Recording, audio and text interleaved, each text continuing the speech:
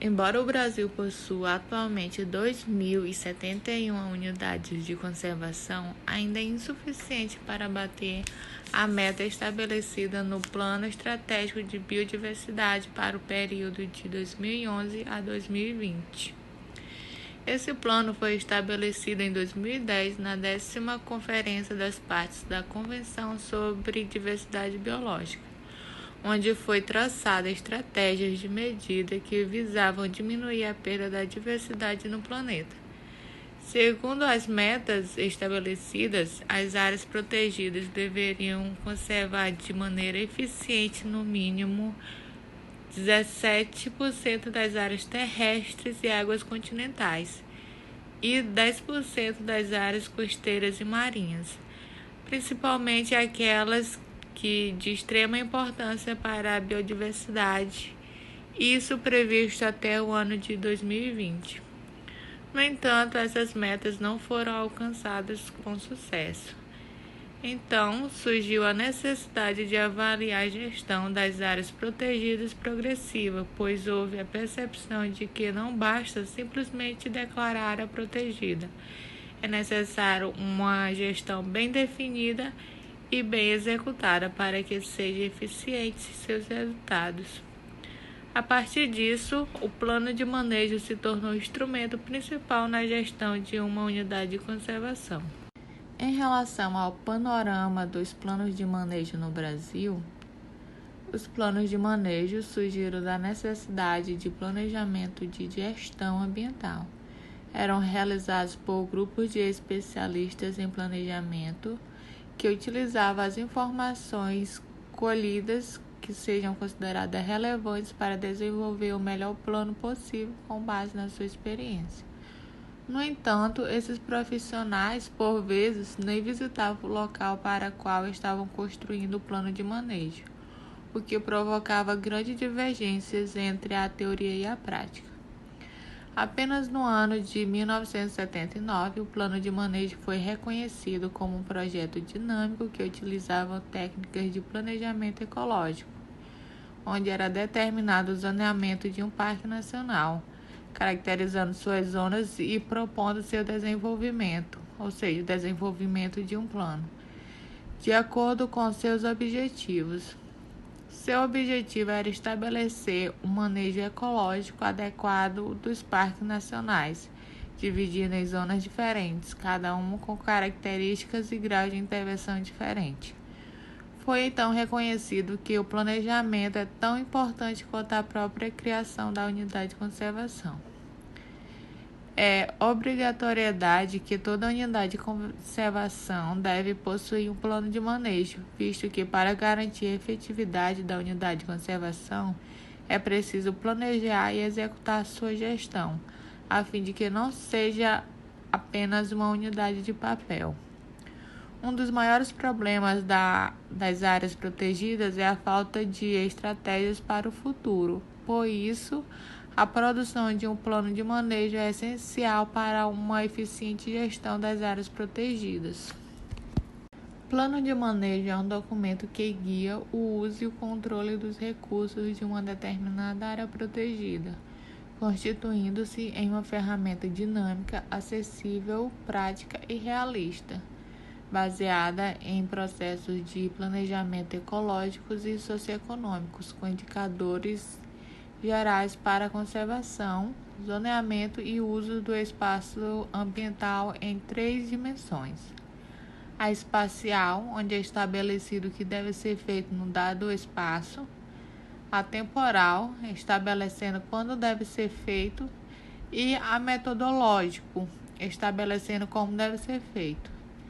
Deve abranger a área da unidade de conservação, a sua zona de amortecimento, os corredores ecológicos e medidas visando a integridade da unidade de conservação à vida econômica e social das comunidades vizinhas.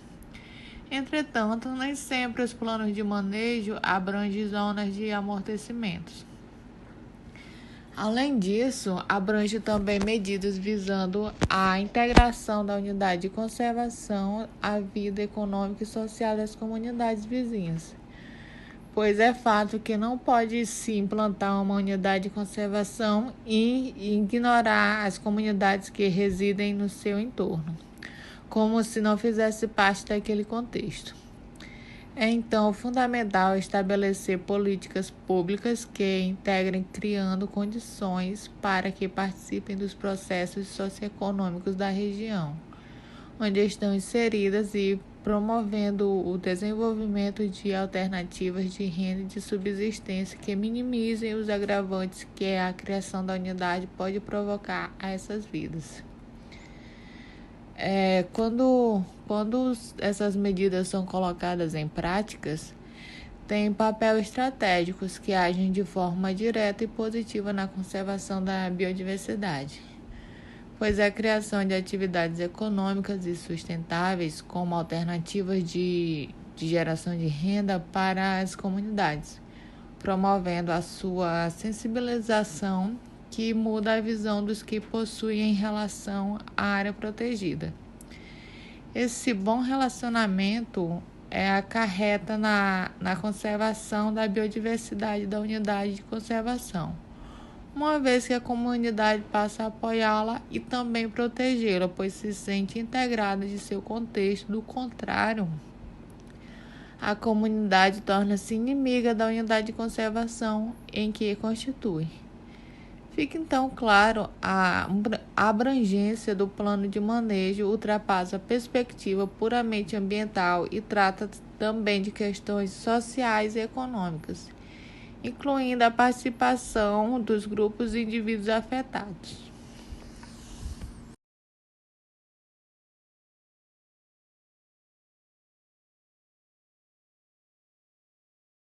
O plano de manejo funciona como um verdadeiro regulamento da unidade de conservação, disciplinando as atividades a serem incentivadas, controladas, limitadas e proibidas em cada uma das áreas delimitadas pelo zoneamento. Não existe um plano de ação estratégico para todas as unidades de conservação, pois os objetivos de cada categoria de manejo são diferentes, como para o uso público, para pesquisa, educação ambiental, manejo florestal, manejo de fauna, de regularização fundiária, dentre outros. E vários são os fatores a serem considerados para o seu estabelecimento, como a conjuntura socioambiental, política e institucional, os desafios a serem enfrentados. Para a elaboração do plano de manejo, deve-se basear no qual se deseja para a unidade de conservação. Esse processo deve perpassar pelo cumprimento de 3 etapas principais. De início, é preciso fazer uma organização do planejamento, a fim de definir a equipe e a forma de sua elaboração. Em seguida, passa-se ao diagnóstico da unidade de conservação, realizado por meio da coleta, sistematização e análise de informação sobre a unidade, bem como levantamento de campo e elaboração de mapas. Todos os elementos servirão de base para identificar os principais alvos de conservação, a relação da unidade com as comunidades da região, o grau de conservação dos ambientes, fornecendo subsídios para a elaboração de seu zoneamento.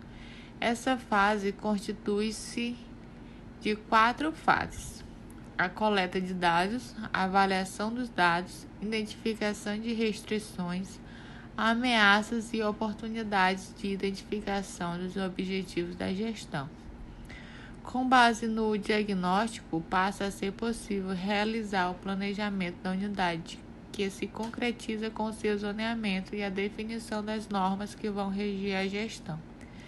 Para essa fase, é previsto as fases de identificação de opções para se atingir os objetivos, a preparação de um rascunho do plano, consulta pública, revisão e produção do texto final.